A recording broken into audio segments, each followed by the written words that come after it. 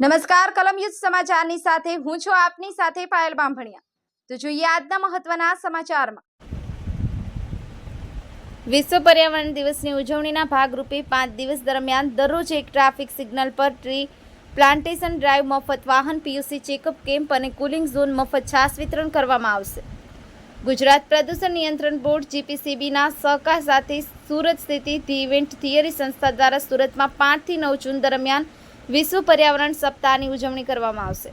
5 દિવસ દરમિયાન દરરોજ એક ટ્રાફિક સિગ્નલ પર ગ્રીન કોર્નર બનાવવામાં આવશે, જે અંતર્ગત ટ્રાફિકના નિયમોનું પાલન કરતા ટ્રી પ્લાન્ટેશન ડ્રાઈવ, મફત વાહન પીયુસી ચેકઅપ કેમ્પ અને કુલિંગ ઝોન, મફત છાશ વિતરણ કરવામાં આવશે। ધી ઇવેન્ટ થિયરીના સંસ્થાપક રામ અવતાર યાદવે જણાવ્યું હતું કે સુરતને હરિયાળા શહેરમાં પરિવર્તિત કરવા પર ધ્યાન કેન્દ્રિત કરવા સાથે અમે 5 જૂને ઉજવવામાં આવતા વિશ્વ પર્યાવરણ દિવસના સન્માનમાં એક યુનિક પહેલ ગ્રીન કોર્નર રજૂ કરી રહ્યા છે। ગ્રીન કોર્નરનો ઉદ્દેશ્ય પર્યાવરણીય જવાબદારીની ભાવના કેળવવાનો છે। સંસ્થા દ્વારા જીપીસીબી અને સુરત શહેર ટ્રાફિક પોલીસના સહકાર સાથે વિવિધ ટ્રાફિક સિગ્નલો પર ગ્રીન કોર્નર બનાવવામાં આવશે। કાર્યક્રમના આયોજન માટે સુરતની જીવાયુ milk palace, Anupam Rasayan company, HDFC bank, Amaron battery, global કોલાયન્સ, પ્રાઇમેક્સ મીડિયા વગેરે સંસ્થાઓના પણ સહકાર મળ્યો છે। બ્યુરો રિપોર્ટ, કલમ યુદ્ધ સમાચાર, રમેશ સત્યની સાથે।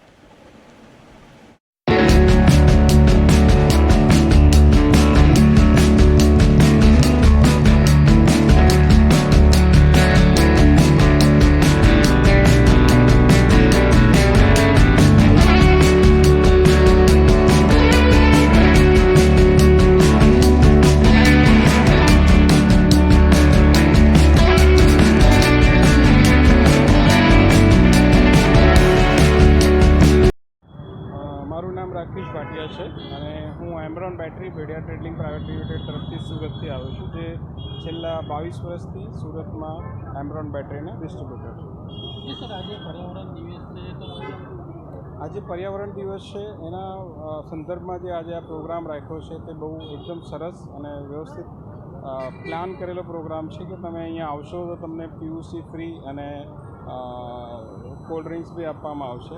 અને મારો એક સંદેશ છે કે અત્યારે હાલમાં જેમ આપણે એસઆઈપી કરીએ છીએ કે હર મહિને સિસ્ટમેટિક પ્લાન કે હર મહિને આપણે બચત કરીએ છીએ, તેવી રીતે પર્યાવરણની બચત કરવા માટે હર વર્ષે યા હર કોઈ ફેસ્ટિવલે આપણે આપણા થકી એક વૃક્ષનું રોપાણ કરવું જોઈએ કે જેના કારણે આવતી પેઢી આપણી તે સુઘડ અને સ્વચ્છ હવા લઈ શકે, એ મારો સંદેશ છે। જી, આપનું નામ? જીગર લખાણી। જી, આજે શું કાર્યક્રમ છે તે વિષય પર આજે વિશ્વ પર્યાવરણ દિવસ છે, જેથી વિશ્વમાં એવા સમાચારો આપવા માગું છું કે વિશ્વમાં લોકો જેમ કે વીજ વપરાશ છે તો ખોટો દુરુપયોગ નહીં કરે, જેમ કે વૃક્ષરોપણ છે તો એ બહુ જરૂરી છે આવનારા ભવિષ્ય માટે। જેટલા વધારે વૃક્ષો વાવશો એટલું જ આવનારું ભવિષ્ય સુંદર અને સુખમય બનશે।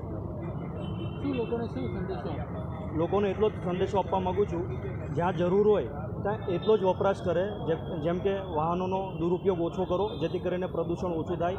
લોકોને એટલી અપીલ કરું છું કે પબ્લિક ટ્રાન્સપોર્ટનો ઉપયોગ વધારેમાં વધારે કરવો, જેથી કરીને પ્રદૂષણ બહુ જ ઘટશે અને વિશ્વ એક સુંદર બનશે।